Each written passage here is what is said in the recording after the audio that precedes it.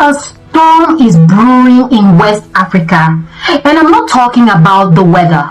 I'm talking about a diplomatic thunderclap that has sent shockwaves from Ouagadougou to Abidjan. Diplomatic tensions between Burkina Faso and Ivory Coast has officially reached a boiling point. 6 men captured deep inside Burkinabe territory by the military. But let's get one thing straight right out of the gate. They weren't caught at a dusty border checkpoint. They weren't pulled over during a routine traffic stop on a highway. They were found armed deep in the interior, and they were carrying equipment that tells a different story than the one you've been reading in the mainstream news. According to the Burkinabe military, these weren't ordinary travelers. They weren't tourists who took a wrong turn. These men were carrying sophisticated weapons, equipped with silencers, moving in total silence, allegedly on a mission. But a mission for whom? For what purpose? And why almost immediately after the arrest did the Western media giants like the BBC and France 24 rush to the microphones with a completely different narratives? They're calling these men innocent civilians. But I have to ask, since when do innocent civilians wander deep into a foreign country, far beyond border crossings, armed with silencers? Burkina Faso has stayed silent for 2 weeks. The 6 Ivorians remain in custody, and now the region awaits. Tension is growing and a dark memory is resurfacing. The memory of a Burkinabe citizen who died in an Ivorian prison.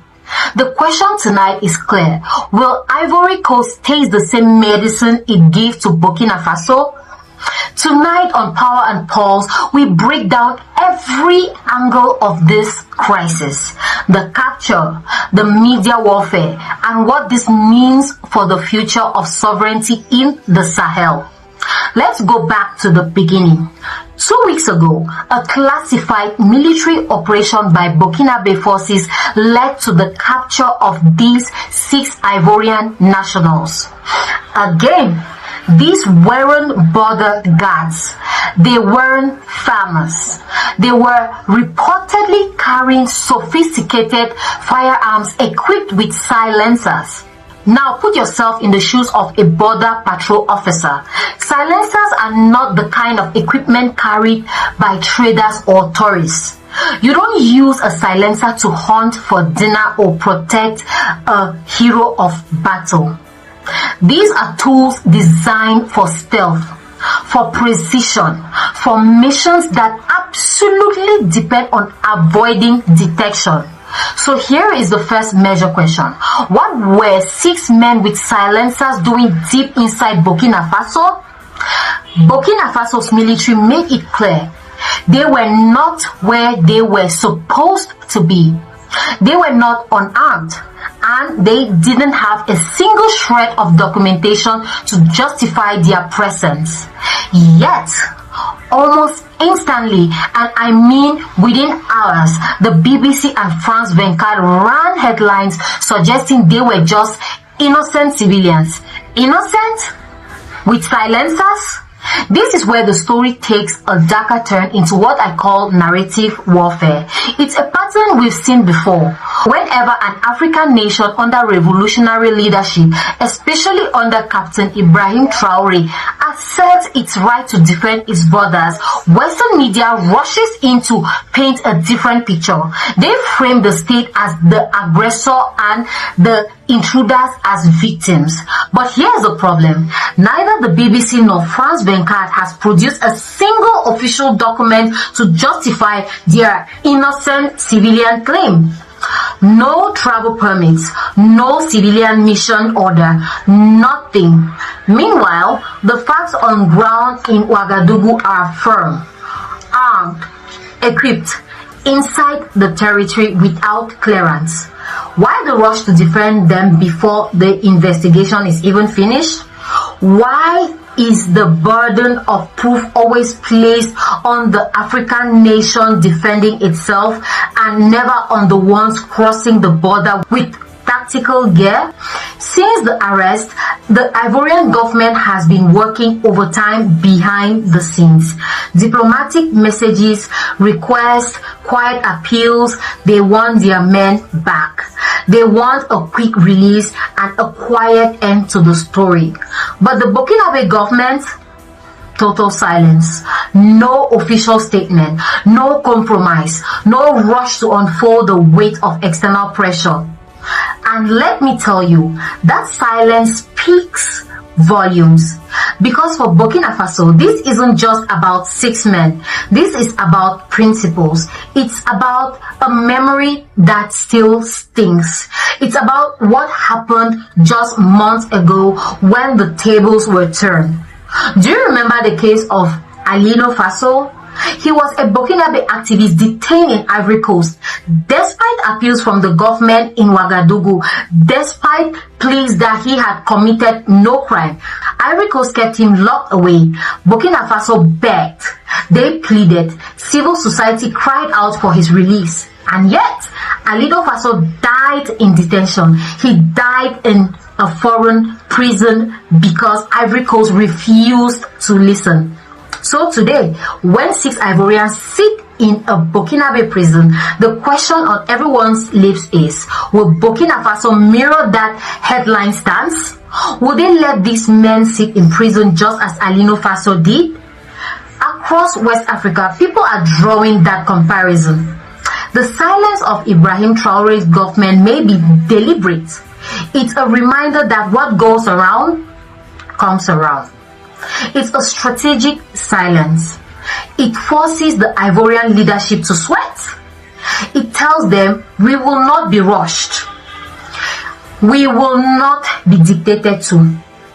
And we have not forgotten how you treated our citizens. Ordinary citizens in Burkina Faso are asking the hard questions now. If these men are released without a trial, what message does that send to the world? Does it send the message that anyone can walk into our country and walk out without consequences? For the people of the Sahel, the answer has to be a resounding no. Burkina Faso is not a playground. Its borders are secret. Its supremacy is not something you negotiate over a cup of coffee. But let's not underestimate the role of media warfare in all of this. For decades, outlets like the BBC and France 24 have built narratives designed to protect certain states and undermine others who dare to be independent. So, why is the story immediately spun to portray these men as innocent? Because if they acknowledge they were armed operatives, they have to acknowledge Burkina Faso's right to secure its borders. And that is a narrative the old guard is not ready to accept. Burkina Faso's position is firm. The men were captured armed with silencers. That is a fact. Until there is evidence proving otherwise, all the noise from foreign media remains just that. Noise. We are standing at the edge of a deeper crisis. Will this incident spiral into a full-blown diplomatic standoff? Will it deepen the rivalries between Ouagadougou and Abidjan? Or will it finally force a reckoning, a reminder that African nations must respect one another's autonomy equally? What is certain is this. This is not a small story about 6 men. This is about the dignity of a nation. Under the leadership of Captain Ibrahim Traoré, Burkina Faso has made one thing clear to the world. Its supremacy is non-negotiable. Whether it's about security, natural resources, or foreign interference, and now armed men crossing borders, Burkina Faso is standing tall. Every silence from the government, every refusal to be rushed is a reminder that this is a new era. 6 men sit in a Burkinabe prison. Their fate hangs in the balance. Ivory Coast is pleading. Western media is shouting. But Ouagadougou remains silent. And in that silence lies strength. In that silence lies sovereignty. In that silence lies a message to the entire world. Burkina Faso will not be intimidated. It will not bow to pressure. And it will not forget. The Ghost of Alino Faso still whispers through the region. And perhaps, just perhaps, Ouagadougou is showing Abidjan exactly what it feels like to be ignored. This is not the Burkina Faso of yesterday. This is the Burkina Faso of today. A nation that knows its worth. A nation that guards its soil. The world must take notice. The era of silence is over. The age of dominance has begun. I'm your host, Marie, and you've been watching Power and Pulse. If you believe in the right of a nation to defend its borders, if you believe in the truth over the narrative, then share this video. Hit that like button to push this message through the algorithm, and subscribe to stay on the pulse of the revolution, because the truth doesn't need a silencer.